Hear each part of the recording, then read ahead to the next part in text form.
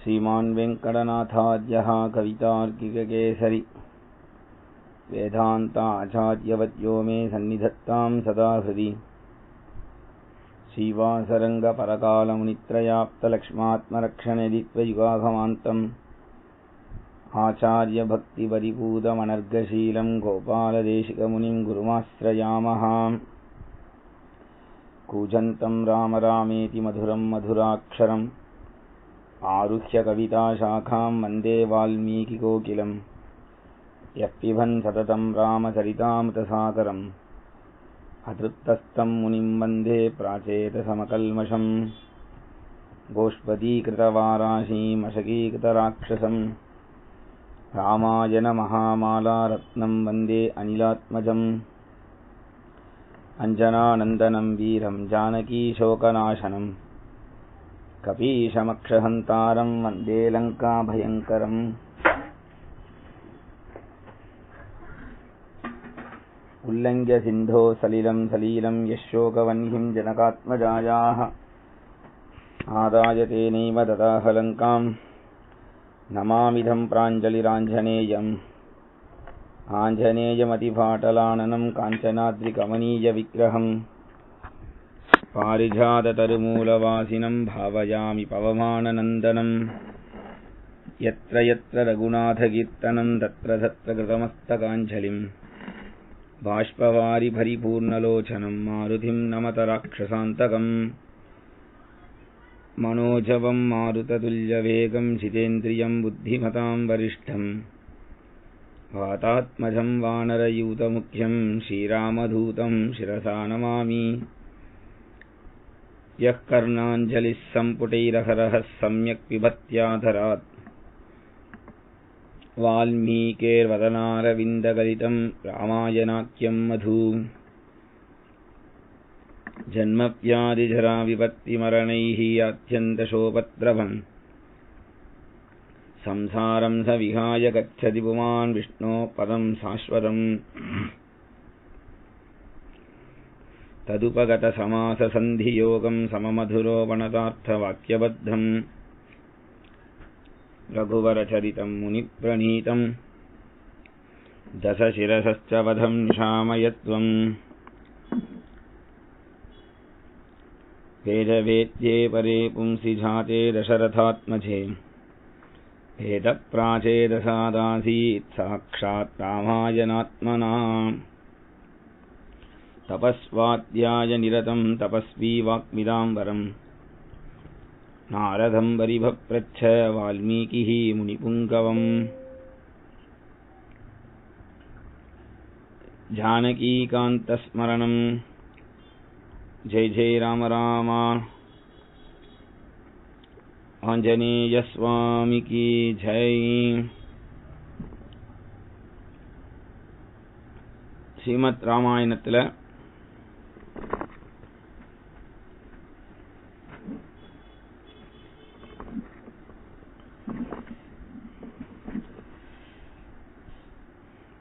ஆரண்ய காண்டம் முடிஞ்சு இப்போ கிஷ்கிந்தா காண்டத்துக்கு வரோம்.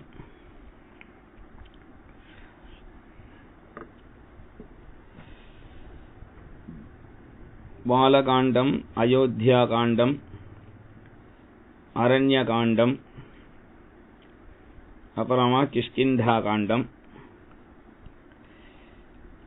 இந்த கிஷ்கிந்தா காண்டத்துல சுக்ரீவனுடைய சக்கியம் அப்படிங்கிறது முக்கியமா சொல்லப்படுறது.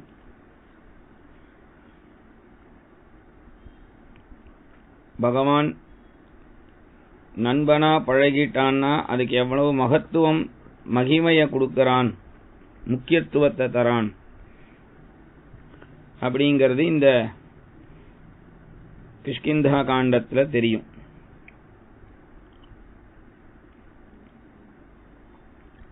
குஹனை பத்தி சொல்லும் பொழுதே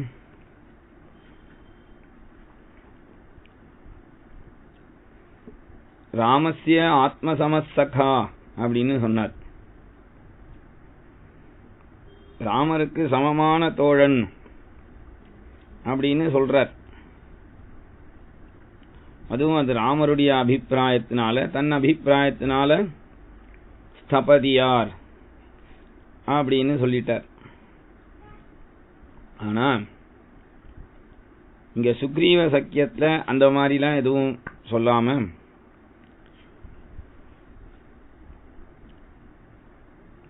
இந்த இடத்துல ராமர் ரிஷ்யமுக பர்வதத்துல நிக்கிறார்.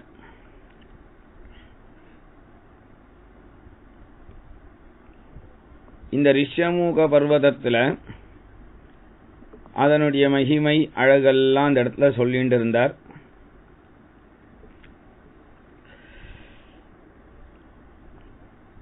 சுக்ரீவன் ஒரு மகாத்மா சொன்னானே கபந்தன்,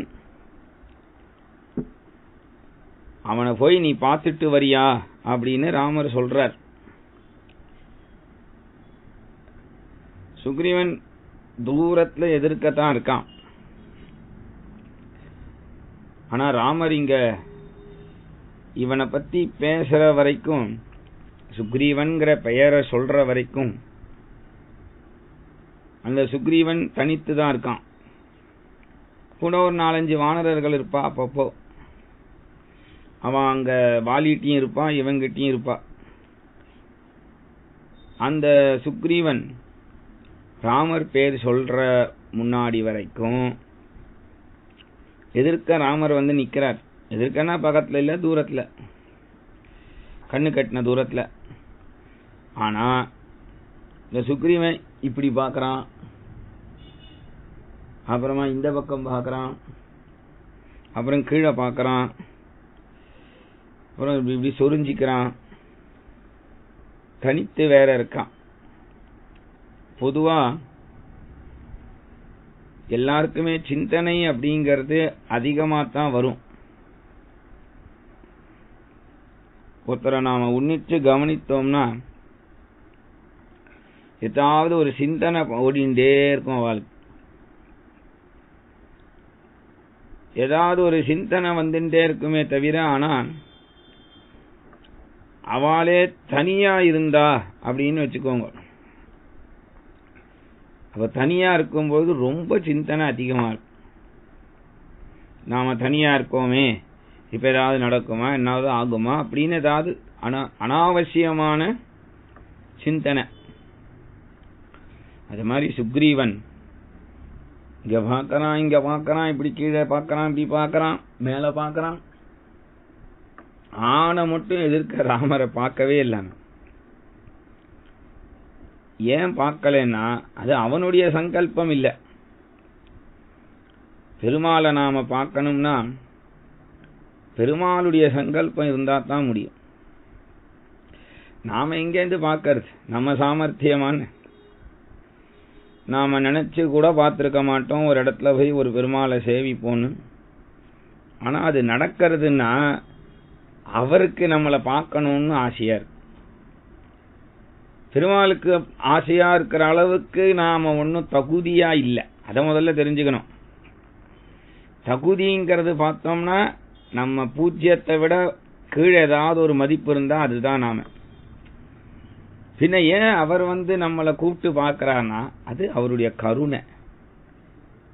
அவருக்கு ஒரு சுபாவம், ஏதோ பகவத் விஷயத்துல பக்தியில ஏதோ இருக்கானே ஒருத்தன் உலகத்துல, ஏதோ ராமான்னு சொல்றானே, ரங்கான்னு சொல்றானே, கிருஷ்ணான்னு சொல்றானே, நாராயணான்னு சொல்றானே, சரி அவனை கூப்பிட்டு ஒரு தரிசனம் கொடுப்போம் அப்படிங்கிறது அது அவருடைய கிருபை.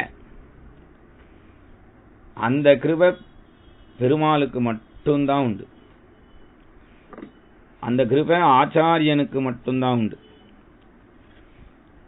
ஆச்சாரியனுக்கு என்ன கிருபை மகிமைன்னா, ஒரு அம்மாவுக்கு குழந்தையினிடத்துல எவ்வளவு கருணை இருக்கும், அத மாதிரி 100,000 அம்மா சேர்ந்தாலும் ஒரு ஆச்சாரியனுக்கு சமமாக முடியாது. அதனால பெருமாள் நம்மளை பார்த்தார், அப்படி நம்ம இன்னைக்கு ஒரு தரிசனம் கிடைச்சது அப்படின்னா அது நம்ம மகிமை இல்ல, பெருமாளுடைய சங்கல்பம்னு நினைச்சுக்கணும். நம்மளை கூப்பிட்டு அவர் தரிசனத்தை கொடுக்கிறார். நம்மளை கூப்பிட்டு தரிசனம் கொடுக்க தெரிஞ்ச பெருமாளுக்கு நமக்கு என்ன தேவையோ அதையும் கொடுக்க அவருக்கு தெரியும் அப்படிங்கிற ஒரு புத்தி நமக்கு வரணும். அது வந்துடுத்துன்னா அப்புறம் நாம எதுக்குமே கவலையே பட மாட்டோம், நிச்சிந்தையா இருப்போம்.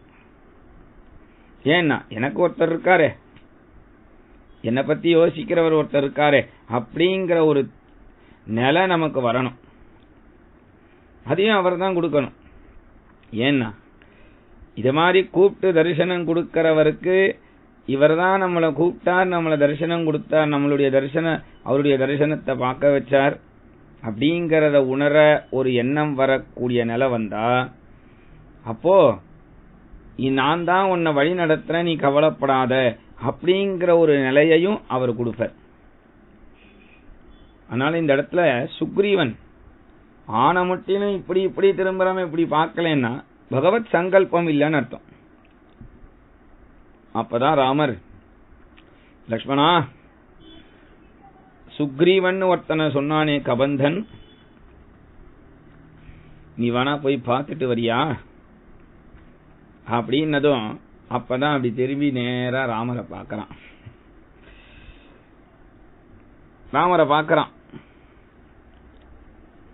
ராமரை முதல் தடவை பார்க்கறான். ராமரை முதல் தடவை பார்க்கும்போது பக்தி வரக்கூடாதோ, பயம் வந்துடுத்தான் அவனுக்கு. பயம் என்னத்துக்கு பயம்? இந்த இடத்துல ஆள் நடமாட்டமே இல்லாத இடத்துல இப்படி ஒரு 2 பேர் கையில வில்லும் கையுமா இருக்கான்னா கட்டாயம் நம்மளை அடிக்கிறதுக்கு தான் அப்படின்னு பயம். அந்த பயத்துல அவனுக்கு உடனே இப்படி நடக்கிறான், இந்த பக்கம் நடக்கிறான், இப்படி நடக்கிறான், கைய பிசையறான், கதை எடுத்து இப்படி மேல வச்சுக்கிறான், பயப்படுறான், இப்படி பாக்குறான், திருப்பியும் கீழே குனிறான், திருப்பி இப்படி பாக்குறான். சரி, நம்ம இனிமேல் வேற வழி கிடையாது, எதிர்த்து சண்டைக்கே போயிடுவோம் அப்படின்னு வரான்.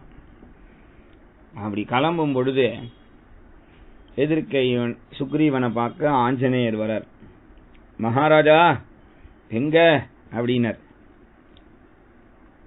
அதோ பார் அப்படின்னார். ஹனுமார் இப்படி பார்க்கிறார். ஹனுமாருக்கும் முதல் தரிசனம். ஹனுமார் இப்படி பார்த்தார்.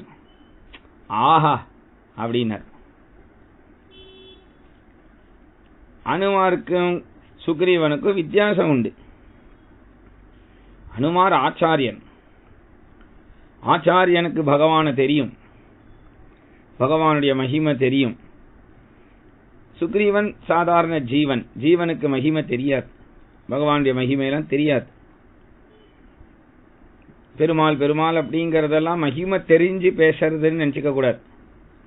எத்தனையோ பேர் கோவிலுக்கு போனேன், பெருமாளை சேவிச்சேன், பெருமாள் தான் கதி, பெருமாள் அப்படி இப்படின்னு பேசுவா. அதை வச்சு அவளுக்கு பயங்கரமான பக்தி, பெருமாளை தெரிஞ்சுட்டா அப்படின்னு நினைச்சுக்காதீங்க. அதெல்லாம் ஒரு வேஷம்தான். ஏன்னா பெருமாள்ன்றதுனால 10 பேர் முன்னாடி என்னமா சேவிச்சேன், என்னமா அப்படிலாம் சொல்றதெல்லாம் அது ஹிருதயத்திலேந்து வரணும்னு அவசியமே இல்லை. நாம சேவிச்சத பெருமாளை எப்படி அனுபவிச்சோம் அப்படிங்கிறது இன்னொருத்தனுக்கு சொல்லி தெரிய வேண்டாம். ஏன்னா அவனுக்கு அந்த அனுபவம் இருந்தா நாம சொல்லாமலே அவனுக்கு புரிஞ்சிடும். நாம சொல்லி அவனுக்கு ஒருத்தனுக்கு புரியல ஏற்கனவே பெருமாளுடைய அனுபவம்னா நாம சொன்னாலும் புரியாது. அதனால இந்த இடத்துல ஹனுமார் பார்த்தார். இவாளை கண்டு உங்களுக்கு என்ன பயம்னு கேட்டார். இல்ல, இவாளை வாட்ட சாட்டமா இப்படி இருக்கிறத பார்த்தா ஆஜானு பாகுவா இருக்கான், கையில வில்லும் கையுமா இருக்கா, இப்படி இவாளை பார்த்தா எனக்கு வாலியோட இவா சேர்ந்து நம்மளை அடிக்க வந்திருப்பாளோன்னு தோன்றது. உடனே ஆஞ்சநேயர் சொல்றார், நீங்க ஏன் அப்படி நினைக்கணும், நாம இவாளோட சேர்ந்து வாலியை அடிச்சுட்டா எப்படி இருக்கும் அப்படிங்கிறார். புத்திர் பலம் யசோதைரியம் நிர்பயத்வம் அரோகதா அஜாட்யம் வாக்படுத்வம் ச ஹனுமத் ஸ்மரணாத் பவேத். ஹனுமாருடைய புத்தி என்னைக்குமே அபரிமிதமா இருக்கும். அச்சு பிச்சுலாம் வேலை செய்யாது, அழகா வேலை செய்யும். இவாளோட சேர்ந்து நாம வாலி அடிச்சிடலாம், கவலைப்படாதீங்க ஒன்னர். அப்போ நான் போய் பார்த்துட்டு வரேன், அவ யாருன்னு விசாரிச்சுட்டு வரேன் அப்ப கூட சுக்ரீவன் சொல்றான், நீ போய் பாரு, விசாரி, ஒரு காலவா நமக்கு உதவி பண்ண வந்தா இங்க அழிச்சுண்டு வா, இல்ல வாலி அனுப்பி வந்திருந்தான்னு வச்சுக்கோ, நீ அங்கேருந்தே எனக்கு சிக்னல் காமி, நான் வேற பக்கம் ஓடி போயிடுறேன் அப்படிங்கிறான். அப்ப கூட பயந்தான் ஹிருதயத்துல. ஹனுமார் அவ்வளவு சொல்லியுமே பயந்தான் அவனுக்கு. ஹனுமார் ராமரை பார்க்க வரார். ஹனுமார் வர்றது வானர வேஷத்துல வரல, ஒரு சந்நியாசி ரூபம் எடுத்துட்டு வரார். சட புத்திதயா கபிஹி, பரீட்சை பண்ணணும் ராமரை அப்படின்னு. எதுக்காக வந்திருக்கா, என்னத்துக்கு வந்திருக்காங்கிற ஒரு பரீட்சைக்காக அந்த ரூபத்தை எடுத்துட்டார். சட புத்திதயா கபிஹின் சன்னியாசி வேஷத்துல ஆஞ்சநேயர் பிரம்மச்சாரியா வரார். அப்படி கிட்டக்க வர வர வர வர வர ராமரை நெருங்க ஹனுமாருக்கு தான் ஒரு சன்னியாசிங்கிறது மறந்து போய் சாஷ்டாங்கமா ராமருடைய திருவடியில சேவிக்கிறார் விழுந்து. சன்னியாசி எங்கேயாவது இப்படி சேவிக்கலாமான்னா, பகவான் அப்படின்னா யாருக்கும் புரியாது. ஆனா இப்ப ஏன் அவர் சேவிச்சார்னு சொன்னா அது அந்த இடத்துல அவளுக்கு இருக்கிறவாளுக்கு தான் புரியும். விழுந்து சேவிக்கிறார். ராமரை பார்த்து லக்ஷ்மணனை பார்த்து சொல்றார், நீங்க யாரு? ராஜரிஷி தேவ பிரதிமௌ தாபசௌ சம்சித விரதௌ தேசம் கதமிமம் பிராப்தௌ பவந்தௌ வரவர்ணினௌ.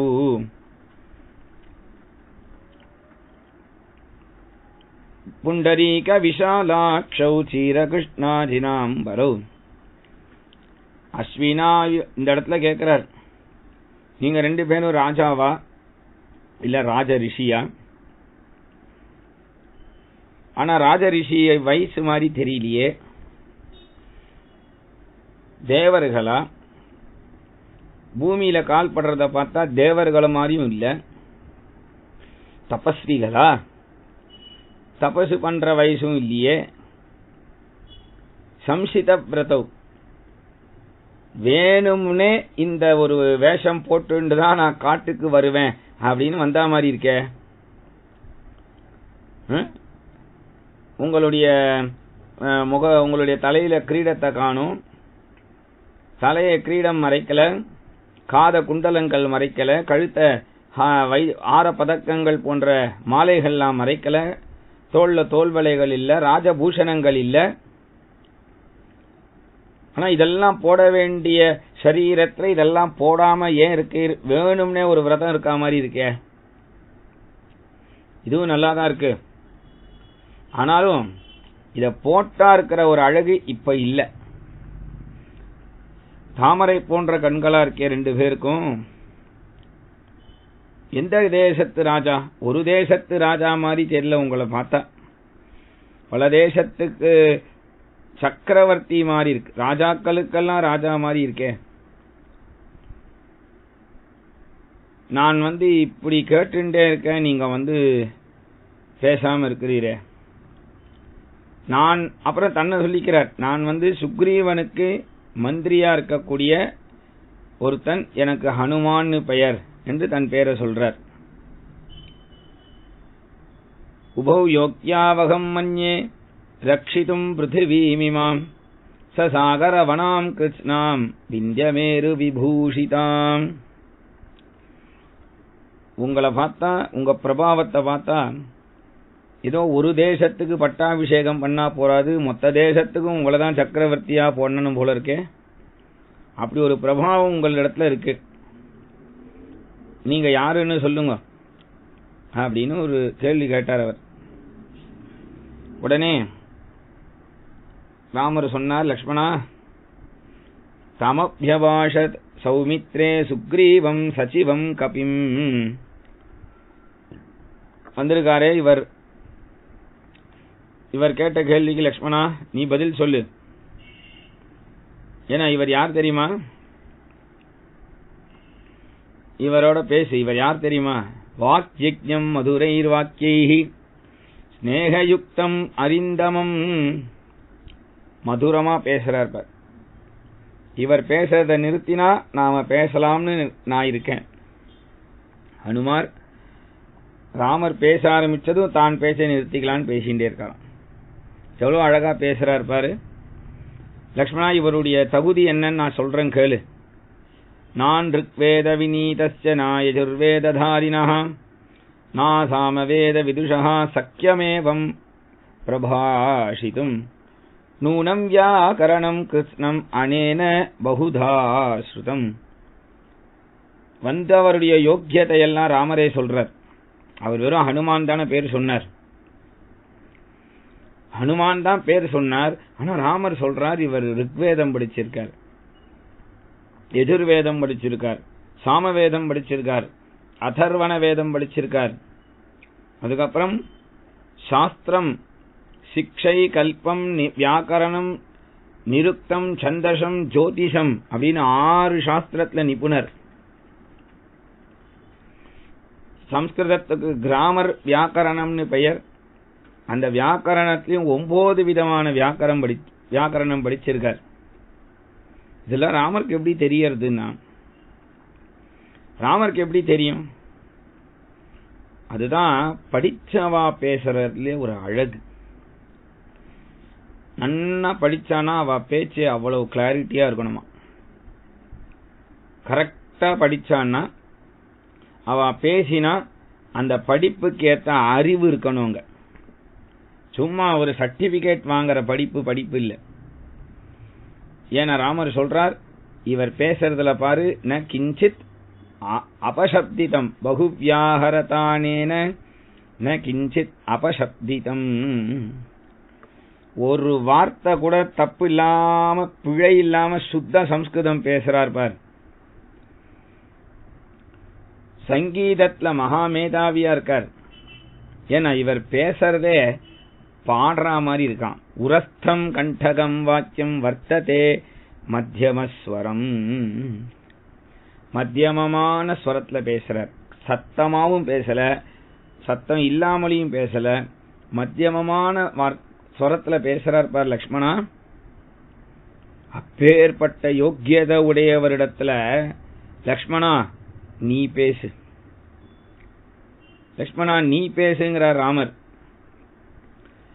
ஏன் லக்ஷ்மணனை பேச சொல்லணும்? ஒன்னும் பெரிய கஷ்டமான சாஸ்திர விஷயம் ஒன்னும் அனுமார் கேட்கலையே. நீங்க யாருன்னு கேட்டார். நீங்க ராஜாவா, ராஜரிஷியா, தேவனா, நீங்க யாருன்னு கேட்டார். இது ஒன்னும் சமமான கொஸ்டின் இல்லையே. இதுக்கு போய் லக்ஷ்மணா நீ பேசுன்னு சொல்ல வேண்டியதுக்கு என்ன இருக்கு?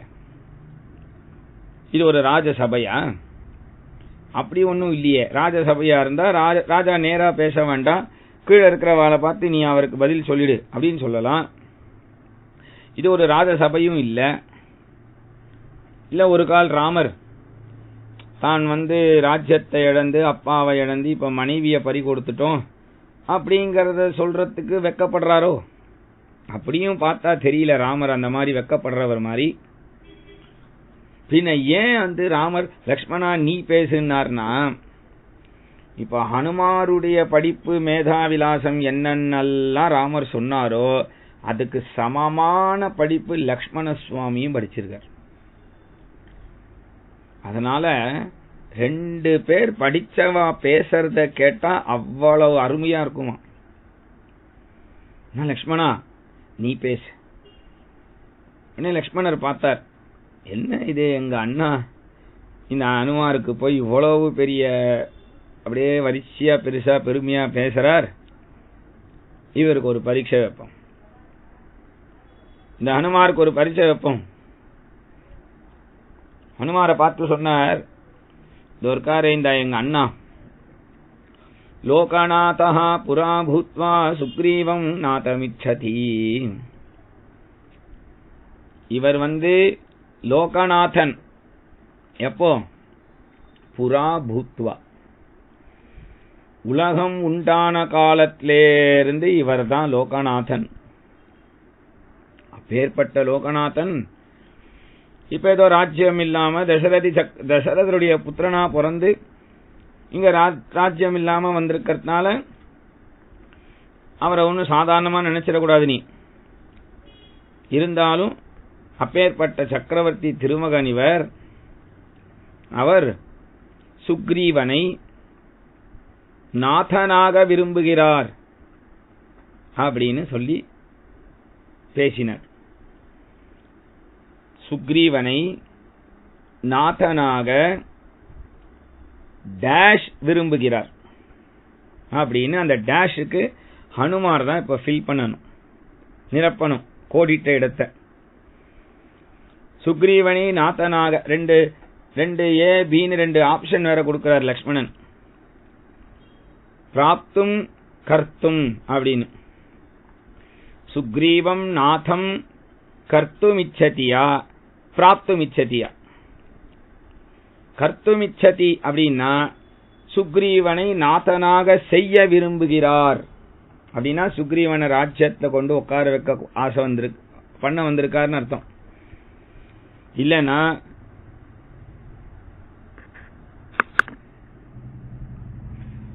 சுக்ரீவனை நாதனாக செய்ய விரும்புகிறாருங்கிறதுக்கு செய்ய, சுக்ரீவனை நாதனாக அடைய பிராப்தும். இப்ப கர்த்தும் போட போறாரா அனுமார், பிராப்தும் போட போறாரா அப்படின்னு அனுமார்கிட்டயே அந்த ஆன்சரை லக்ஷ்மணர் விட்டுட்டார்.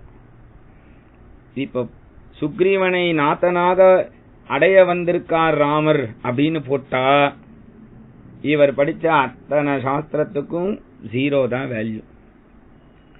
ஆனா சுக்ரீவனை நாதனாக செய்ய வந்திருக்கார் அப்படிங்கறத அனுமார் சொல்லிட்டார்னா இவர் இவர் படிச்சதெல்லாம் கரெக்ட், புரிஞ்சுட்டு இருக்கார் ராமரை அப்படின்னு அர்த்தம். இப்ப என்ன பண்ண போறார் அப்படின்னதும் உடனே சந்தோஷப்பட்ட ஹனுமார், ஆஹா என்ன பாக்கியம், எங்க சுக்ரீவ மகாராஜாட்ட சொல்றேன், உங்க 2 பேருக்கும் அபயம் தர சொல்றேன், கவலைப்படாதீங்கோ, அவர் உங்களை காப்பாத்துவார் அப்படின்னு சொல்லல. ஈதிருஷா புத்தி சம்பன்னா ஜிதக்ரோதா ஜிதேந்திரியாக. இப்பேற்பட்ட மகாத்மாக்களுடைய ஸ்நேகம் எங்க மகாராஜாவுக்கு வேணுமே. ஆஹா பாக்கியம் பாக்கியம் எங்க மகாராஜாவுக்கு, சுக்ரீவனுக்கு பாக்கியம் அப்படின்னு ராமலக்ஷ்மணர்கள் 2 பேரையும் தோள்ல தூக்கிட்டாரா அனுமார். 2 பேரையும் தூக்கிண்டு அந்த ஒரு சந்தோஷம் குஷியோட ஹனுமார் அப்படி வரும் பொழுது சுக்ரீவனுக்கு அடி வயிறு கலங்கி போயிடுது. அவன் ஹனுமாரும் அவ கட்சிக்கு சேர்ந்துட்டா போல இருக்கு.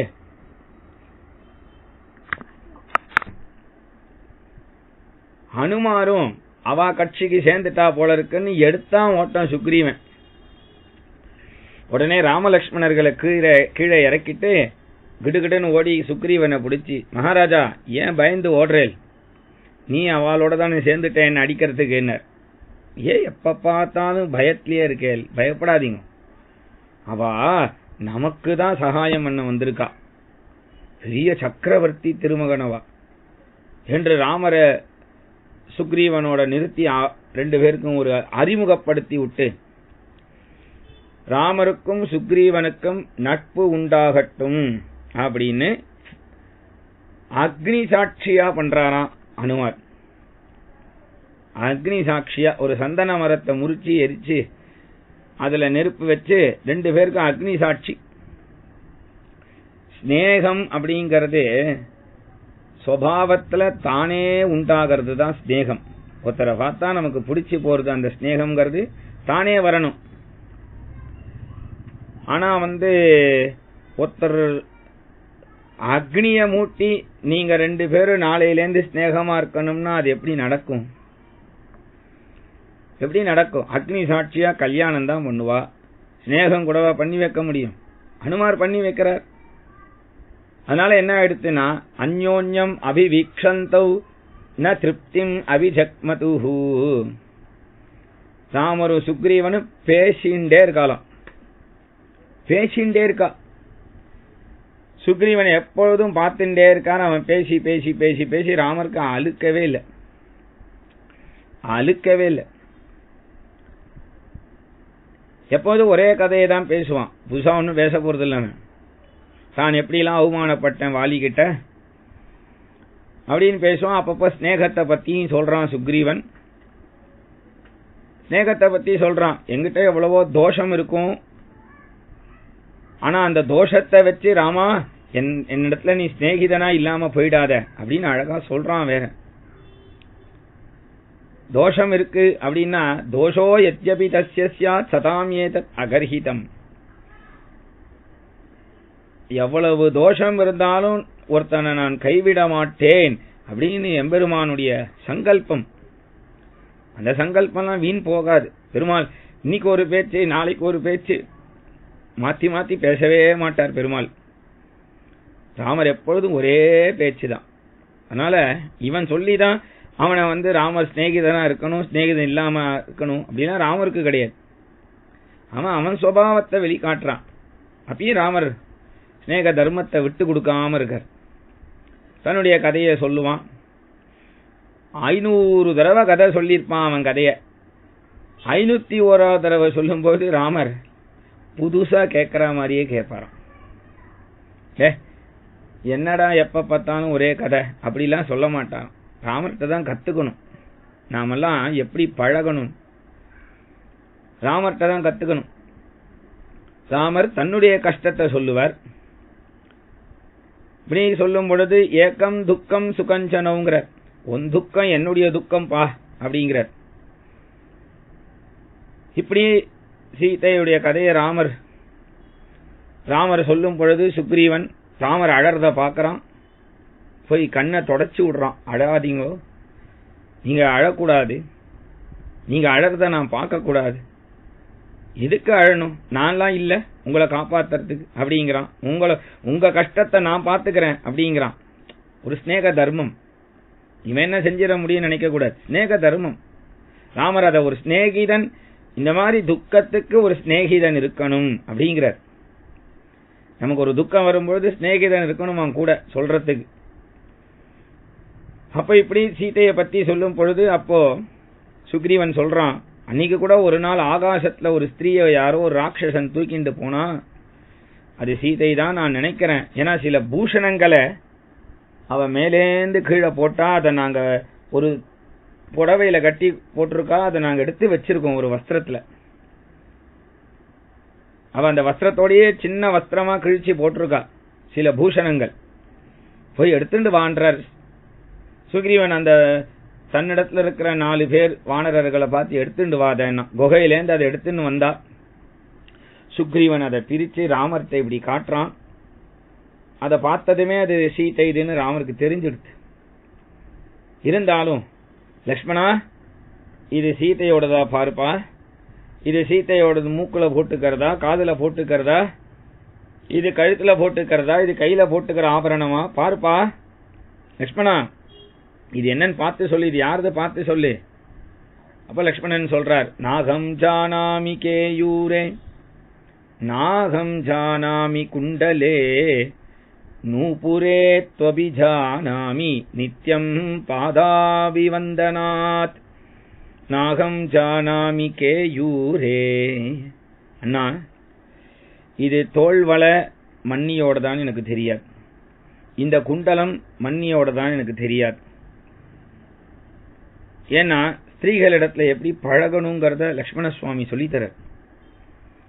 லக்ஷ்மணரை பார்த்து அப்ப கூட கேட்கிறார், இல்லப்பா இது இது இந்த குண்டலம் பாருப்பா, ஏன் குண்டலம் பாரு குண்டலம் பாருன்னு கேட்கிறார்னா, அந்த பஞ்சவட்டியில ராமர் அந்த மானை பிடிக்க போனப்போ அந்த மான் கத்தினது உயிரை விட்டு, ராமர் மாதிரியே கத்திடுது.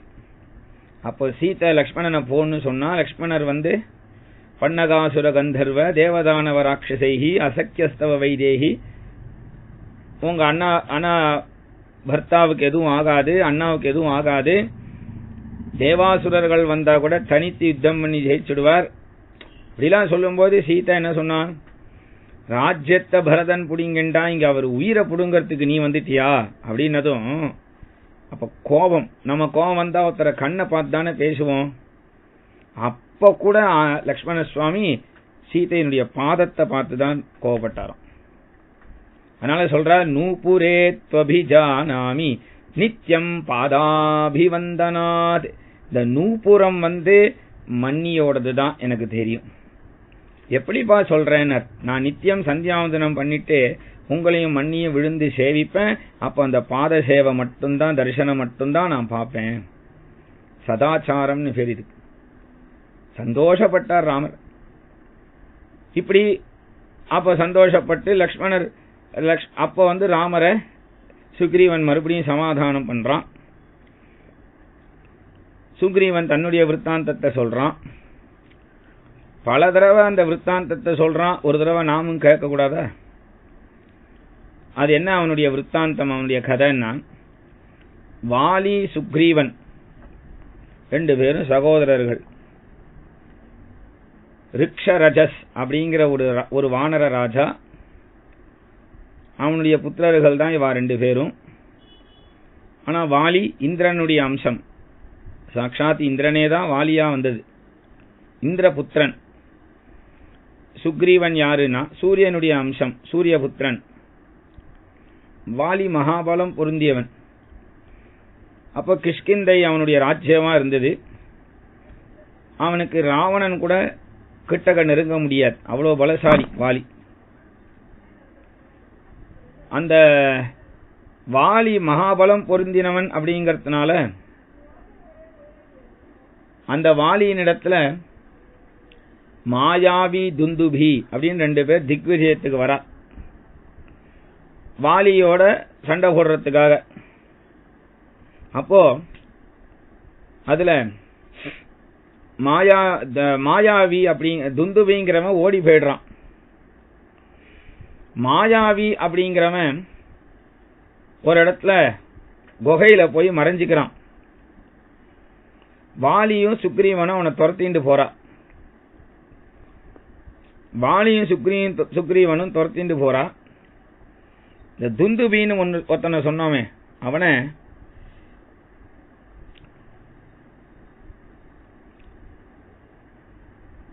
துரத்தி அடிச்சிடுறான் வாலி. அதனால மாயாவி மட்டும் சண்டை போட்டு அவனை ஓடி போய் குகையில ஒழிஞ்சுக்கிறான். அப்ப வாலி அவனை எப்படியாவது வதம் பண்ணணும்னு குகைக்குள்ள போறான்.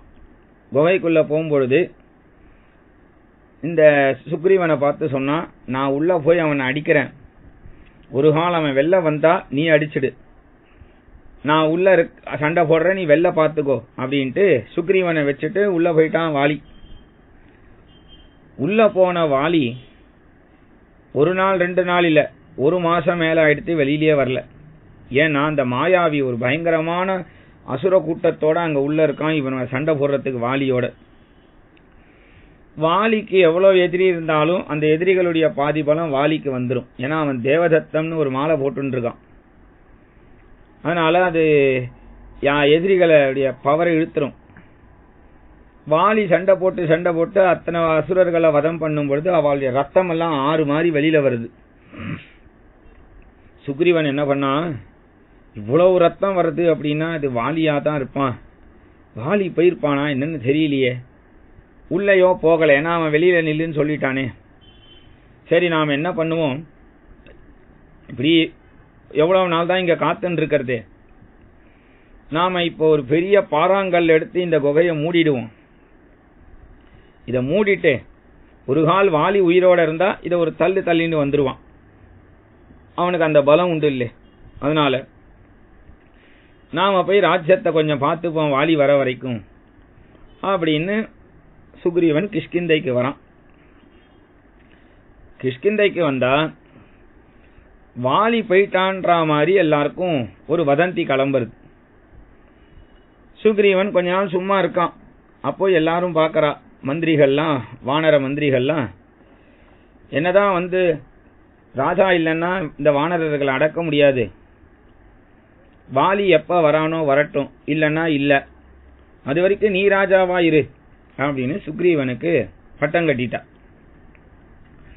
சுக்ரீவனுக்கும் சரி அது வரைக்கும் நாம ராஜாவா இருப்போம்னு ஒரு ஆசை வந்துடுது. அப்படி ராஜ்ய பரிபாலனம் பண்ணிட்டு இருக்கான். இப்படி இருக்கும் பொழுது இந்த சமயத்துல இந்த வாலி அந்த மாயாவியெல்லாம் வதம் பண்ணிட்டு வெளில வரான். ஹே சுக்ரீவான்னு குரல் கொடுத்தான், வரல. பாத்தியா, நம்மளை கல்லை வச்சு பூட்டிட்டு போயிட்டான் இந்த பய. இதுக்குதான் ஒரு நாள் காத்துட்டு இருந்தான் போல இருக்குன்னு ஒரு தள்ளினான் அந்த பாறைய. வெளியில வந்தான் வாலி. பார்த்தான் இவன் இல்ல. நேரா கிஷ்கிந்தைக்கு வந்தான் வாலி. அப்போ இந்த சுக்ரீவன் தன் மனைவியோட சொக்கட்டான் ஆடிண்டு மாலையெல்லாம் போட்டுண்டு குஷியா ராஜா மாதிரி இருக்கான். சில வானரர்கள் ஓடி போய் வாலி வந்தாச்சு, வாலி வரார்னு சொன்னதும் சுக்ரீவன் ஓடி வரக்கூடாதா? இப்ப அவன் ராஜாவா இருக்கிறதுனால அவனை பல்லாக்குல தூக்கிட்டு வர. அப்போ வாலி யோசிச்சான், பத்தியா இவன் ராஜாவா ஆகணுங்கிறதுக்காக நம்மளை கல்லை வச்சு மூடிட்டான் இந்த பய. நான் நினைச்சது சரியா போயிடுத்து, இந்த பயலை இப்ப அடிச்சு துரத்தினாத்தான் உண்டுன்னு சுக்ரீவனை அடின்னு அடிச்சு கிஷ்கிந்தையை விட்டு துரத்தி அனுப்பிட்டான். அதுக்கப்புறம்லாம் எங்கெங்கெல்லாம் சுக்ரீவன் இருக்கான்னு தெரியறதோ அங்கெங்கெல்லாம் அடிபட்டு அடி பயங்கரமா கொடுத்து அப்பப்ப இந்த வாலி மிரட்டின்டே இருந்தான். இப்படி தன்னுடைய கதையை சொல்லும் பொழுது அப்ப ராமர் கேட்கிறார், எங்கெங்கயோ பல ஊர்ல போய் ஒழிஞ்சுட்டா அங்கெல்லாம் வாலி வந்து அடிச்சான்னு சொல்றியே, கிஷ்கிந்தைக்கு பக்கத்துல இந்த ரிஷ்யமுகம்னு இருக்கு, இங்க மட்டும் வாலி உன்னை ஏன் எதுவும் பண்றதில்ல, நீ வந்து அவன்கிட்ட ஏன் அடி வாங்கறது இல்ல அப்படின்னு. அப்ப சொச்ச கதையை சொன்னான். வாலி மறுபடியும் ராஜ்யத்துல உட்கார்ந்தப்போ இந்த மாயாவி துந்துபியில 2 பேர்ல துந்துபிங்கிறவன் எரும மாடு வேஷத்துல வந்து சத்தம் போட்டு வாலியை யுத்தத்துக்கு கூப்பிட்டான்.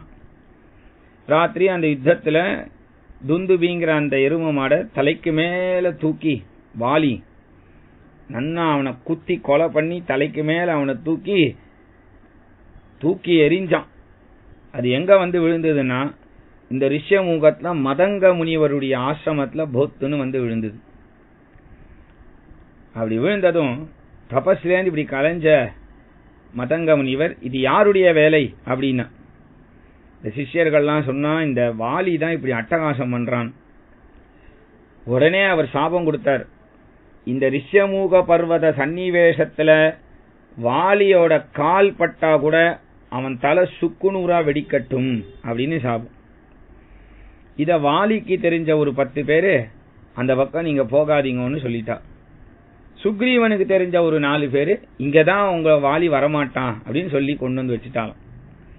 அப்படின்னா என்னன்னா, ஒருத்தனுக்கு எங்கேயுமே இடம் இல்ல, கவலை யாருமே இல்ல அப்படின்னு நினைச்சுக்க கூடாது. பகவான் எங்கேயாவது ஒரு இடம் வச்சிருப்பான் அப்படின்னு சொல்றார். இப்படி இவனுடைய விருத்தாந்தத்தை கேட்ட ராமர், சுக்ரீவா உன் மேல தப்பு இல்லப்பா, ஏன்னா நீ அவனுக்காக இவ்வளவு மாசம் காத்துண்டு தான் இருந்த, நீ அவன் வந்ததும் நீ ராஜ்யத்தை கொடுக்கலான்னு இருந்த, அவன் ராஜ்யத்தை நீ ஏண்டா ராஜ்ய பட்டாபிஷேகம் பண்ணிட்டேன்னு கேட்கல, அவனே மனசுல உன்னை யூகிச்சுண்டு அதுதான் நினைச்சிட்டான், அது அவனுடைய தப்பு. அதுக்கு அவன் உன்னை இவ்வளவுலாம் அடிச்சு துரத்தி பண்ணது ரொம்ப தப்பு. உன் மனைவியையும் அவன் பிடிச்சி இழுத்து வச்சுட்டு இருக்கான், அதுவும் தப்பு. அதனால நீ ஒன்னும் கவலைப்படாத, எப்படி நான் உன்னை காப்பாத்துவேன், அந்த வாலிய வதம் பண்ணுவேன் அப்படி. இது சத்தியம்னர். இது சத்தியம்னதும் உடனே இப்படி பார்த்தான், ராமரை பார்த்தா பண்ற மாதிரி தான் இருக்கு, வாலிய வதம் பண்ற மாதிரி தான் இருக்கு. ஆனா இப்படி திரும்பி வாலிய நினைச்சான்னா அதெல்லாம் ஒண்ணு வானா ராமான்னு. ஏன்பா வேண்டாம் ராமா, நீ எனக்கு இப்படி ஒரு நண்பனா கிடைச்சி அதுவே போதும். இல்லப்பா நான் வாலிய கட்டாயம் வதம் பண்ணுவேன், உனக்கு சகல ராஜ்யத்தையும் வாங்கி தருவேன். இல்ல ராமா, ஏன்னா அந்த வாலிய நினைச்சா அது நடக்குமான்னு தெரியல, சரி நான் எதை பண்ணினா நீ நம்புவேன்னு கேட்டார். உடனே அவன் சொன்னான், அந்த எருமையை தூக்கி போட்டானே அது எலும்பு கூட உடம்போட இங்கதான் இருக்கு, உன் காலால அதை தள்ளு, எவ்வளவு தூரம் போறது பார்க்கலாம். ராமர் அதை தன்னுடைய கட்ட விரலால கால் கட்ட விரலால தள்ளினார், ரொம்ப தூரம் போய் விழுந்தது. நம்பிட்டியான்னார். இல்ல ராமா, அது அன்னைக்கு உயிரோட இருக்குமோ நல்ல கொழுன்னு இருந்ததே, இன்னைக்கு வெறும் சதையாவும் வெறும் எலும்பாவும் இருக்கு, சரி வேற என்ன பண்ணணும்னர். இங்க சப்தசால விருட்சம்னு 7 மரம் இருக்கு, அந்த 7 மரத்துல ஒரு மரத்தை வாலி இப்படி உலுக்கினான்னா சொர்க்கம் வரைக்கும் ஆயிட்டான் அந்த மரம், கீழே பாதாள லோகம் வரைக்கும் அது வேறும். அதை அப்படி ஒரு உழுக்கு உலுக்கினான்னா அந்த மரத்துலேருந்து பச்சை இலையே கீழே விழும். சரி, இப்ப நான் என்ன பண்ணணும்? அதுல ஒரு மரத்துல உன் அம்பால நீ ஒரு தொலை போடு. அப்ப உன் அம்புக்கு பலம் இருக்குன்னு நான் ஒத்துக்கிறேன். அப்ப கூட ராமருக்கு பலம் இருக்குன்னு ஒத்துக்க மாட்டேங்கிறான். அம்புக்கு பலம் இருக்குங்கிறான். உடனே அந்த மரம் இப்படி இப்படி வளைஞ்சு இருக்கு 7. ராமர் அங்க இடத்துல ஒரு பாம்பு தான் அங்க 7 மரமா சாபத்தோட இருக்கு. ராமர் அதனுடைய வால் கிட்ட காலை வச்ச மாதிரி இந்த மரத்து பக்கத்துல காலை வச்சார். இப்படி இருந்த மரம் 7 ஒரே நேர்கோட்டுக்கு வந்தது. உடனே ராமர் அம்பு விட்டார். 7 மரத்தையும் தொலை போட்டுண்டு 7 சமுத்திரத்துக்குள்ள அந்த அம்பு போய் 7 மலை 7 காடு மத்த 14 லோகங்களுக்கு போய் க்ஷணத்துல ராமருடைய அம்புரா துணிக்கு வந்துடுது. உடனே அவன் காலில் விழுந்தான். ராமா, இவ்வளவு சிரமம் வேண்டாம் ராமா, உன்னை கஷ்டப்படுத்தி நான் இப்படி ஒரு ராஜ்யத்தை அடைய வேண்டான்னு. அதெல்லாம் இல்லப்பா, நான் பாத்துக்கிறேன். ஆனா இவன் எவ்வளவு அபச்சாரம் பண்றான் ராமர்கிட்ட. ஒரு எலும்பு கூட போட்டு இத காலால தள்ளுங்கிறான். ராமர் அதை ஏத்துக்கிறார். அந்த எலும்பு கூட தள்ளுறார் அவனுக்காக. ஏன் இதுக்காக இவனை இப்படி நம்ப வைக்கணுமா ராமர்? நீ நம்பினா நம்பு, நம்பாட்டா போட அப்படின்னு போயிருக்கலாமே. ராமர் ஏன் பேசாம இருந்தார்னா, இந்த சுக்ரீவன் இப்படி அச்சு விட்டுதான். ஆனா இந்த சுக்ரீவன் இங்க கொண்டு விட்ட ஆச்சாரியன் அப்பேற்பட்ட மகிமை ஹனுமார். அந்த ஹனுமாருக்காக எல்லாத்தையும் பொறுத்துக்கிறார் ராமர். கிஷ்கிந்த நோக்கி வாழலாம் போறா. ராமர், லக்ஷ்மணன், சுக்ரீவன், ஹனுமான் யுத்தத்துக்கு புறப்பட்டு போறா. உடனே சுக்ரீவனை பார்த்து நீ யுத்தத்துக்கு கூப்பிடுனார். யுத்தத்துக்கு கூப்பிடுனதும் சுக்ரீவன் சத்தமா கூப்பிடுறான். வாலி பார்த்தான், இந்த பையன் ரொம்ப நாளா சத்தம் இல்லாம இருந்தான், இப்ப இவ்வளவு சத்தம் வருதேன்னு சண்டைக்கு வரான். தனியா வரான். எப்போ தனியா யுத்தத்துக்கு வரானோ தனியா தான் யுத்தம் பண்ணணும். அதனால ராமரும் லக்ஷ்மணரும் ஒரு மரத்து பின்னாடி இருந்தால் சுக்ரீவனும் வாலியும் சண்டை போடுறான். ஆச்சரியமான யுத்தம். அவன் 2 பேரும் பண்ணக்கூடிய சேஷ்ட ஆக்கிருதி இதெல்லாம் ஒரே மாதிரியே இருக்கு. வாலியும் சுக்ரீவனும் ட்வின்ஸ், இரட்டையர்கள். அதனால 2 பேருக்கு வித்தியாசமே தெரியல. அந்த வாலி இப்ப சுக்ரீவனை தலைக்கு மேல தூக்கி அவர் அமுத்தினா செத்தே போடுவான் சுக்ரீவன். அந்த மாதிரி நேரத்துல ராமரை பாக்குறான், காப்பாற்ற மாட்டியான். ராமரோ அம்பு தொடுக்கல. ஏன்னா யோசிக்கிறார், இதுல யாரு சுக்ரீவன் யாரு வாலின்னு தெரியல ராமருக்கே. பேசாம இருக்கார். அப்புறம் ஒரு தட்டி வாலிய சுக்ரீவன் வேற பக்கமா தப்பிச்சு ரிஷ்யமுக பர்வதத்துக்குள்ள வந்துட்டான். உடனே வாலி தப்பிச்ச பயல அப்படின்ட்டு போயிட்டான். தப்பிச்சேன்னு உடனே அங்கேருந்து ராமரும் வந்தார். சுக்ரீவன் வந்தான். ராமரை பார்த்து கேட்டான், இப்படி அடி வாங்க வச்சுட்டீரே, என்ன உடம்பெல்லாம் இத்தனை நாள் வலி இல்லாம இருந்தது, இப்ப ரொம்ப வலிக்கிறது, எனக்காக இப்படி ஒரு வாக்க கொடுத்து இப்படி கை விட்டுட்டீரேன்னா. ராமர் சொன்னார், அப்படி இல்லப்பா, உங்க 2 பேர்ல வித்தியாசமே எனக்கு தெரியலப்பா. வாலி யாரு சுக்ரீவன் யாருன்னு தெரியல. நான் பாட்டு வாலின்னு நினைச்சுண்டு சுக்ரீவா ஒன்ன அடிச்சிட்டேன்னா எனக்கு தானப்பா நஷ்டம். அதனால எனக்கு இப்ப தெரியல, இந்த தடவை நீ திருப்பியும் போ. மறுபடியுமான்னா, இல்ல இப்போ உனக்கு வித்தியாசம் என்னன்னா, இதுவரைக்கும் அந்த சுக்ரீவன் லக்ஷ்மண சுவாமியை மதிக்கவே இல்லையா, கண்டுக்கவே இல்லை. மதிக்கவே இல்லைன்னா கண்டுக்கல. லக்ஷ்மணா அந்த மாலையை போடுப்பான்னார். அழகான ஒரு புஷ்ப மாலை எடுத்து அங்க போட்டு, லக்ஷ்மணோ லக்ஷ்மி வர்தனஹான்னு இப்ப போயிட்டு வாணி அப்படின்னதும் முன்பை விட இப்ப நல்ல சுக்ரீவன் நல்ல தெம்பா கிளம்பி வரான் யுத்தத்துக்கு வந்து ஹே வாலி அப்படின்னு கூப்பிடுறான். மறுபடியும் சண்டைக்கு கூப்பிட்டதும் வாலி இப்பதான் இவன் இந்த பையன் ஓடி போனா இப்ப திருப்பி வரான், இவன் இன்னைக்கு வதம் பண்ணாம விடுறது இல்லைன்னு கிளம்புறான். இப்படி கிளம்பும் போது தார ஓடி வந்து தடுக்கிறா. வாலிய பார்த்து சொன்னான், நிவாச விருக்ஷ சாதூனாம் ஆபன்னானாம் பராகதிஹி ஆர்த்தானாம் சம்சயஸ்சைவ யசசஸ்சைக பாஜனம் நிவாச விருக்ஷஹ சாதூனாம் ஆபன்னானாம் பராகதிஹி. சாதுக்களுக்கெல்லாம் ஆசிரியமா இருக்கக்கூடியவர், அப்பேற்பட்ட அந்த சாதுக்களுக்கெல்லாம், அதாவது பெரிய பெரிய பட்சிகளுக்கெல்லாம் மரமா இருக்கக்கூடியவர், அப்படி ஒரு நிழல் தரக்கூடியவர், எல்லா சாதுக்களுக்கும் கதியே இல்லைன்றவனுக்கெல்லாம் அபயம்னு தரக்கூடியவர், ஐயோ அம்மான்னு யாரும் கத்தாம எல்லாரையும் ரட்சிக்க கூடியவர், உலகத்துக்கே புகழ் பெற்றவர் ராமர்னு ஒருத்தர் அந்த சுக்ரீவனோட பழகிறதா நான் கேள்விப்பட்டிருக்கேன். எப்படி ரத்னசாகாங்கிற மேரு கைலாசத்துல ரத்னம் நிறைய கொட்டி கிடக்குமோ மேருங்கிற மலையில, அது மாதிரி நிறைய கல்யாண குணங்கள் கொட்டி கிடக்கு அந்த ராமரிடத்துல.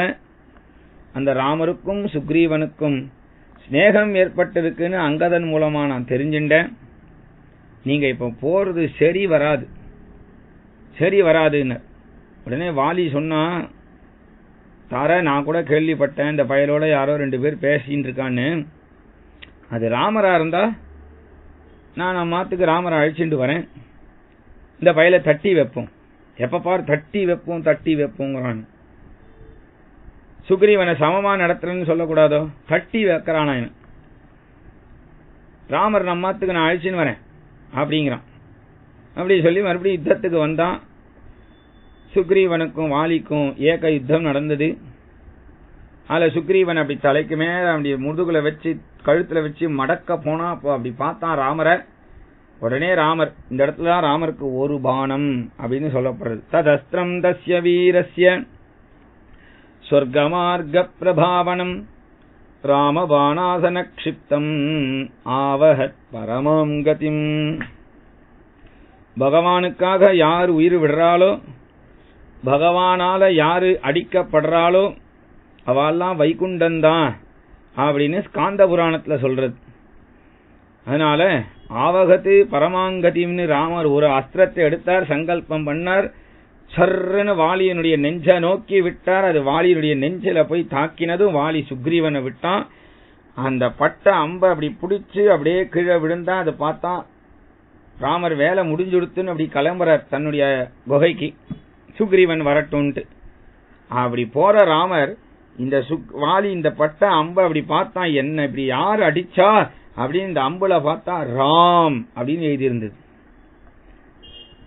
ராம்னு எழுதியிருந்ததும் அப்படி போற ராமர் இவன் முன்னாடி வந்து நிக்கிறார்.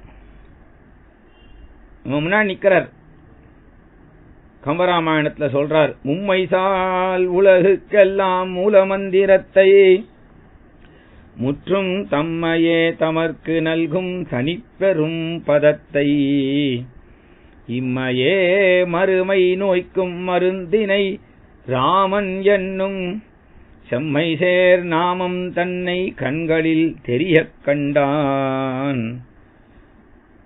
அந்த வாக்குக்கும் அர்த்தத்துக்கும் சம்பந்தம் உண்டுன்னு அழகா காளிதாசன் சொன்னான். வாகர்த்தாவிவ சம்பிருக்தோ வாகர்த்த பிரதிபத்தையே ஜெகதப்பிதரோ வந்தே பார்வதீப ரமேஸ்வரவு என்று. வாக்கும் அர்த்தமும் என்றைக்கும் பிரிக்க முடியாதுன்னு அழகா சொன்னான். சாஸ்திரம் அதுதான், வாக்கையும் அர்த்தத்தையும் பிரிக்க முடியாது. ஒரு டப்பா அப்படின்னா டப்பாங்கிற அந்த ஷேப் நமக்குள்ள வந்துடுறது அர்த்தத்தோட, வாக்கோட அர்த்தத்தோட சப்தத்தோட. ராம்னு சொன்னானோ இல்லையோ, அப்படி போன ராமர் அதனுடைய அர்த்தம் முன்னாடி வந்து நிக்கிறது. ராமரை இந்த இடத்துல வாலி திட்டினா அதெல்லாம் என்னென்னமோ சொல்றா, எல்லாம் வாஸ்தவம் தான். ஆனா ராமரை பார்த்ததுமே வாலி என்ன கேட்டான் தெரியுமா? பிரிய தர்ஷனா அப்படின்னு. ஆஹா, என்ன ஒரு பார்க்கறதுக்கே பிரியமா இருக்கியே ராமா, உயிர் போயிருந்தா இப்ப ஏற்பட்ட தரிசனம் எனக்கு கிடைச்சிருக்குமா? நஷ்டமாயிருக்குமே. ஆஹா, நீ என்ன ஒரு மகா தேஜஸோட இருக்க, மகா பராக்கிரமசாலியா இருக்க, நீ தீரன், உத்தமமான ராஜ்ய வம்சத்துல வந்திருக்க, சர்வசாஸ்திரங்களும் உனக்கு தெரியும், தர்மிஷ்டன், சத்யசந்தன், சர்வசாஸ்திரங்களும் தெரியும், பித்ருவாக்கிய பரிபாலனத்துக்காக காட்டுக்கு வந்திருக்க, இவ்வளவு குணபூர்ணமா இருக்கக்கூடிய நீ உலகம் உள்ள வரைக்கும் ஒரு பழிய சுமந்தியே அப்படின்னு அங்கலாய்ப்பு. அருமையா சொல்றான். பித்ருவாக்கிய பரிவாரணத்துக்காக ராமர் வந்திருக்கார். ஆனா கடைசியே இப்படி என்ன மறைஞ்சிருந்து அடிச்சிட்டியேன்னா, மறைஞ்சிருந்து அடிச்சிட்டியேன்னதும் ராமர் இவன் சொன்னதுக்கு பதில் சொல்லணும். இது சரியா தப்பா அப்படின்னு சொல்லணும். சரினா அதுக்கு சாஸ்திரத்திலேருந்து பதில் சொல்லணும். தப்புன்னா ராமர் ஒத்துக்கணும் அந்த தப்ப. ராமர் ஒரு க்ஷணம் யோசிச்சார். ஏன்னா எதையுமே மனசை கேட்டுக்கணுமா. பராங்முகவதம் கிருத்வா கோனு பிராப்தஸ்தயா குணஹ, மறைமுகமா அடிச்சது சரியா அப்படின்னதும் அவன் கேட்கறான். அவனே, நான் அப்படி என்ன மறைமுகமா அடிக்கிற அளவுக்கு நான் அப்படி என்னதான் அபராதம் பண்ணேன்னு கேட்க போறான். நிரபராதியான என்ன வதம் பண்றதுனால உனக்கு என்ன பிரயோஜனம் அப்படின்னு கேட்கறான். ஏன்னா க்ஷத்திரியர்கள்லாம் கையில தனுசு வச்சுட்டு இருக்கிறது அபராதிகளை அதாவது நிரபராதிகளை தண்டிக்கிறதுக்காக இல்ல, அபராதிகளை தண்டிக்கிறதுக்காக தானே என்னையே வதம் பண்ண அப்படின்னது ராமர். சூக்ஷ்ம பரம துர்ஞேயம் சதாம் தர்ம பிளவங்கமஹாம் ஹிருதிஸ்த சர்வபூதானாம் ஆத்மா வேத்தி சுபாசுபே. சூக்ஷ்ம பரம துர்ஞேயம். இந்த இடத்துல ஒரு க்ஷணம் ராமர் தன் ஹிருதயத்தை கேட்டுகிறார். ராமருடைய ஹிருதயம் இவனை அடிச்சது நியாயம் அப்படின்னு சொல்றது. எந்த விதத்துல நியாயம், எந்த விதத்துல நியாயம் அப்படின்னு சொல்றார். நீ காட்டுல இருக்கக்கூடிய மிருகங்கள்ல என்னெல்லாம் அடிக்கிறதுக்கு உனக்கு ஒன்னும் வேலை இல்லையே அப்படின்னு சொல்ற. ஒருத்தனுக்கு தர்மா தர்ம வியவஸ்தை அப்படின்னு ஒன்னு இருக்குப்பா. தர்மா தர்ம வியவஸ்தை ஒருத்தனுக்கு தெரியும் அப்படின்னா அவன் தப்பே பண்ண மாட்டான். நீ நீ நிரபராதின்னு சொன்ன வாலி, அது தப்பு. நீ பாவம் பண்ணவன். எது பாவம்னா, இன்னொருத்தனுடைய மனைவி, எவன் ஒருத்தன் இன்னொருத்தனுடைய மனைவியையோ சபத்னி மாதாவையோ இல்ல தன்னுடைய அம்மாவையோ பத்னி ஸ்தானத்துல வச்சுண்டான்னா அவனுக்கு மனு சாஸ்திர பிரகாரம் மரணம்தான் தண்டனை அப்படின்னு சொல்லியிருக்கு. அப்போ உன்னுடைய தப்பு எது? சுக்ரீவனுடைய மனைவி ரூமாவை நீ உன் மனைவி ஸ்தானத்துல வச்சுட்ட, சரியா? உன்னுடைய அபராதம். இதெல்லாம் வானரர்களுக்குள்ள சகஜம் அப்படின்னு நீ பேசினா, நீ ஒரு வானரனா இருந்தா அப்போ உன்னை ஏன் அடிச்சேன்னு நீ கேள்வியே கேட்கக்கூடாது. ஏன்னா ஒரு வானரத்தை அடிச்சா அது கேள்வி கேட்குமான்னு? ஒரு மிருகத்தை அடிச்சா மிருகம் கேள்வி கேட்காதே. அப்ப மிருகம் கேள்வி கேட்கறதுன்னா அப்போ அதுக்கு தர்ம அதர்ம வியவஸ்தை தெரிஞ்சிருக்கணும். நீ மிருகமா இருந்தா இத கேட்டிருக்க மாட்ட. நீ இப்ப தர்மத்தை கேட்கறதுனால நீ உன் அதர்மத்தை நீ விட்டுட்டுதான், தர்மத்தை விட்டுட்டு அதர்மம் பண்ணிருக்க. அப்போ அதுக்கு நான் உன்னை அடிச்சுட்டேன், உனக்கு தண்டனை கொடுத்துட்டேன். ஆனா மறைஞ்சிருந்து ஏன் அடிச்ச அப்படின்னு என்ன கேட்ட. நான் யுத்தத்துக்கு தான் வந்தேன்.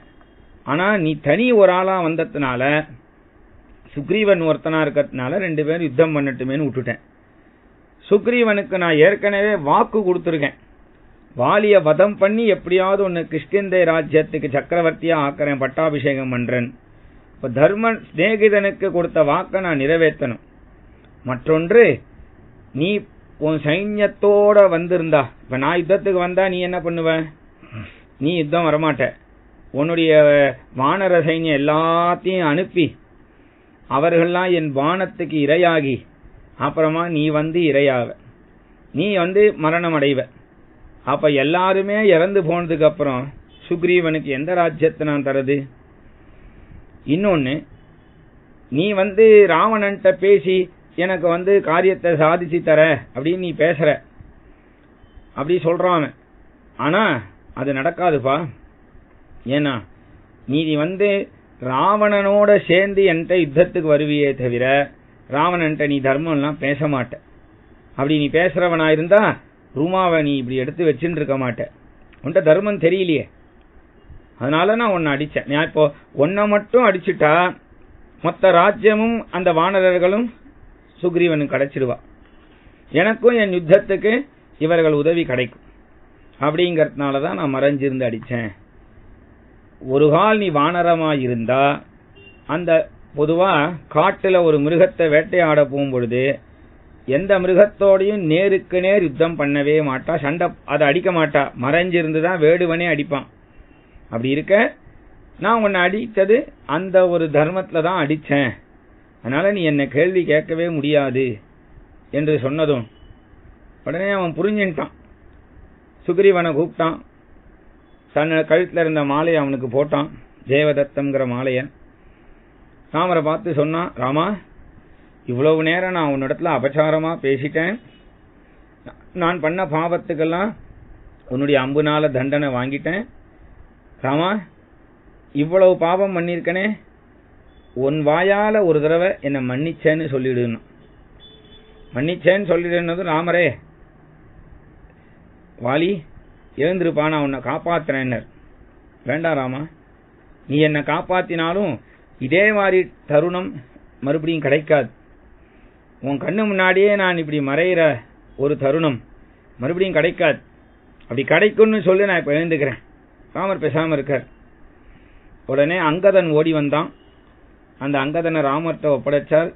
இந்த குழந்தைக்கு நான் எதுவும் உலகம் தெரியாம வளர்த்துட்டேன், ராமா நீ தான் பார்த்துக்கணும் அப்படின்னு சொல்லி தார ஓடி வந்தா, இப்படி வாலி அடிபட்டு விழுந்துட்டானேன்னு.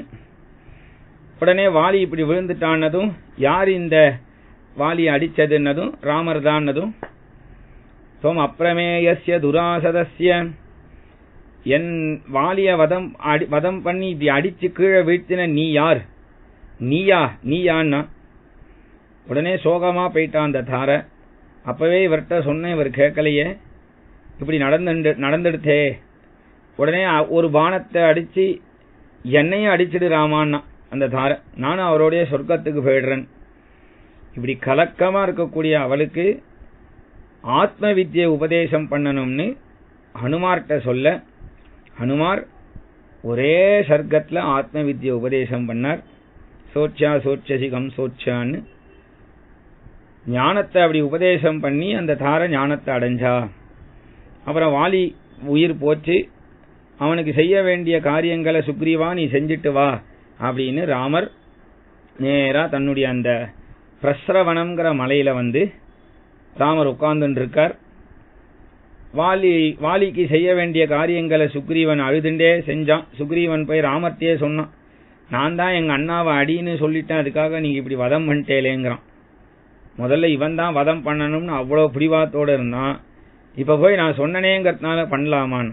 ராமர் எதுவும் சொல்லல, ஏன்னா அவன் இப்ப இந்த சோகத்துல பேசுறான் அப்படின்னு தெரியும் ராமருக்கு. அப்புறம் அந்த காரியங்கள்லாம் முடிஞ்சதும் ஹனுமாரை விட்டு சுக்ரீவனுக்கு பட்டாபிஷேகம் பண்ணி வச்சு, சுக்ரீவன் ராஜ்ய நிர்வாகத்தை கவனிச்சுண்டு பட்டாபிஷேகமான கையோட அந்த ஈர தலையோட ராமர்கிட்ட வந்து சேவிச்சு நாம சீதையை தேட புறப்படலாமான்னா. அப்ப ராமர் சொன்னார், ஏகம் துக்கம் சுகஞ்சனவ், இவ்வளவு காலமா நீ துக்கத்தை அனுபவிச்சிருந்த, இப்ப போய் கொஞ்ச காலம் நீ சௌக்கியத்தை அனுபவி. இப்ப மழை காலமா இருக்கு, இந்த மழை காலம் முடிஞ்சதும் நீ வந்து என்ன பாரு, மறந்துடாத என்ன பாரு அப்படின்னு சொல்லி அவனை அனுப்பிட்டார். சுக்ரீவன் ராஜ்ய நிர்வாகத்தை மறுபடியும் வந்து கிஷ்கிந்தேல கவனிச்சுட்டான். ராமர் பிரஸ்ரவனம்ங்கிற மலையில சீதை தியானத்திலேயே இருக்கார் என்கின்ற வாலிவதம் சுக்ரீவ சக்கியம் என்கின்ற இந்த கட்டத்தோடு இன்னைக்கு நாம கதையை நிறுத்திப்போம். நாளைக்கு இதனுடைய தொடர்ச்சியா நாளைக்கு சிரவணம் பண்ணலாம். ஜானகீகாந்த ஸ்மரணம். ஜெய் ஜெய் ராம ராம ஆஞ்சநேய சுவாமிக்கு ஜெய்.